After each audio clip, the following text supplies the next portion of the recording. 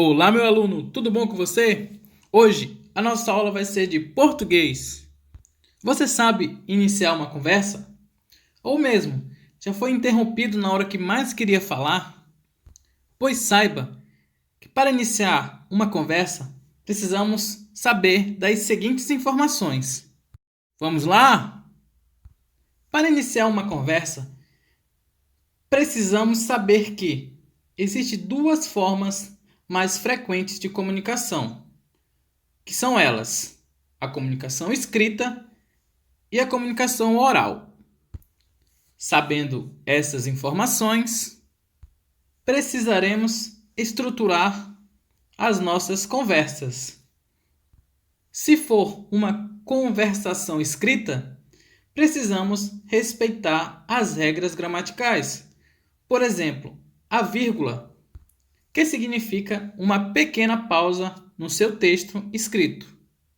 Outro exemplo, o ponto, que significa uma pausa maior no seu texto. Ou mesmo o ponto final, que significa final do seu texto. Tudo isso para que a conversação se desenvolva adequadamente. Para isso, é necessário que todos os participantes da conversa consigam deixar claro a sua opinião e assim obter êxito em suas conversas. Mas o que isso significa, professor? É simples. Em um texto escrito, você precisa deixar claro o que você quer falar. Por exemplo, se você estiver escrevendo uma carta para o seu amigo, você precisa passar a informação adequadamente, que o seu amigo do outro lado entenda o que você está falando, respeitando todas as regras gramaticais, todas as pausas no texto. Enfim, você deve passar a informação de forma clara, né? De forma coesa.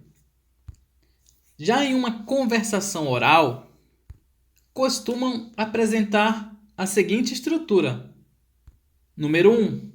Abertura. Consiste em uma saudação breve ou alguma expressão que chame a atenção da outra pessoa.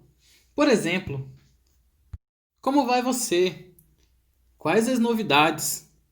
Ou mesmo um bom dia, boa tarde, boa noite. Você nunca deve chegar em alguém já falando o seu assunto principal. Como falei, sempre diga um olá, um tudo bem, um bom dia, não fará mal a algum. Na sequência, vamos para a segunda parte, a orientação, que é a fase que se introduz o assunto ou se direciona a conversa para ele. Vou dar um exemplo para você. Ouvi dizer que você estuda inglês. É verdade? Note que o professor começou dando um bom dia. Logo em sequência, ele perguntou: ouvi dizer que você estuda inglês. É verdade? Essa é a segunda parte, a orientação. Vamos à terceira agora, o desenvolvimento. É na hora que ocorre diferentes intervenções, onde acontece as trocas de opiniões sobre o assunto inicial e acrescentam novos assuntos. Como exemplo, o professor falou para a moça: é verdade que você estuda inglês? Sim, eu me inscrevi numa escola de línguas para melhorar na escola. Note que o professor fez uma pergunta e, logo em sequência, no desenvolvimento, a outra pessoa respondeu. Vou ler novamente. Sim, eu me inscrevi numa escola de línguas para melhorar na escola. Isso se chama o desenvolvimento. Por fim, temos o encerramento. É a parte final, quando se conclui a conversação com alguma forma de despedida.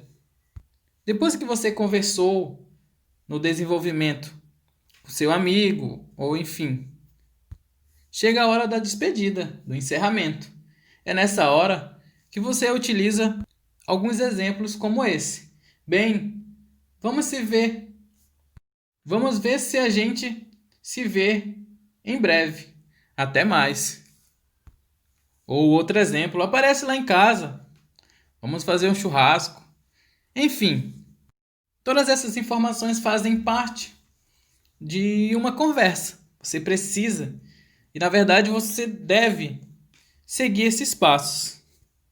E em uma conversação é importantíssimo, eu diria que é o mais importante de tudo, é saber escutar. Para se ter uma conversa correta, é necessário que você escute o outro, levando em conta as seguintes diretrizes. Eu quero relembrar bem isso para você. Para se ter uma conversa, é necessário que você realmente escute a outra pessoa, que não interrompa, que saiba respeitar a fala de seu amigo. Isso eu diria que é imprescindível. Você precisa saber escutar, você precisa saber ouvir seus pais, você precisa escutar primeiro para depois dar sua opinião. Seguindo a aula, eu vou falar para vocês as diretrizes de uma conversa. Diretriz 1. É imprescindível respeitar a vez de falar de cada um. Todos têm o direito de expressar educadamente sua opinião sem interrupções. Isso significa que você deve ouvir primeiro para depois opinar. A diretriz 2.